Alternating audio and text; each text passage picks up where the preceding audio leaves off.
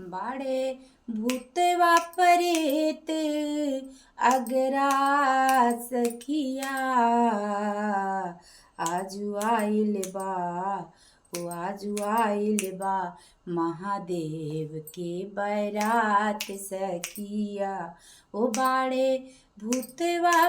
वापरेत अगुआ सखिया आजू आइल बाटे ओ आजू आइल बा महादेव के बरात सखिया गलवा में उनके अरे गलवा में सोहै उनके सरप के मलेवा गलवा में सोहै उनके सरप के मलेवा कनवा में सोहै उनके बिच्छू के कुंडलेवा गलवा में सोहै उनके सरप के मलेवा कनवा में सोहै उनके बिच्छू के कुंडलेवा डरे पर छेन दुल्हा कौन जा सखिया डरे पर छेन दुल्हा कौन जा सखिया आज आइल बा महादेव के बरात सखिया आजू आइल बा महादेव के बरात सखिया बाड़े भूतवा परेत अगुआ सखिया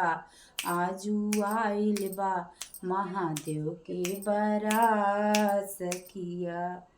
कैसन नारद मुनि खोजले दमाद ओ कैसन नारद मुनि खोजले दमाद ओ ऐसन रूप देखी सब लोग डेरात ओ ऐसन बर देखी सब लोग डेरात हो देखी मैना रानी बाड़ी पछता सखिया ओ देखी मैना रानी बाड़ी पछता सखिया आजू आइल बाटे महादेव के बरात सखिया आजू आइल बा शिव भोला के बरात सखिया बाटे भूत परेत अगुआ सखिया बाड़े भूत परेत अगरा सखिया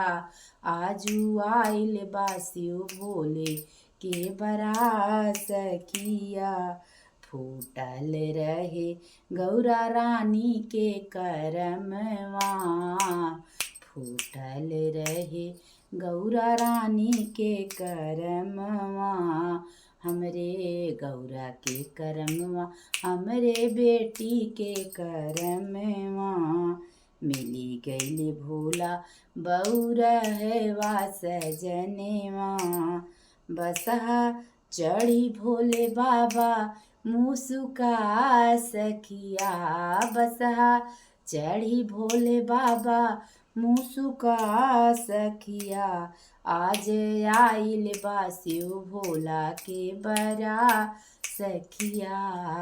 आज आइल बा शिव भोला के बरात सखिया बाड़े भूत परेत अगरा सखिया आज आइल बा शिव भोला के बरात सखिया आज आइल बा शिव भोला के बरात सखिया। जय शिव भोला पार्वती माता की। हमारा गीत कैसा लगा बताइए जरूर। नमस्कार।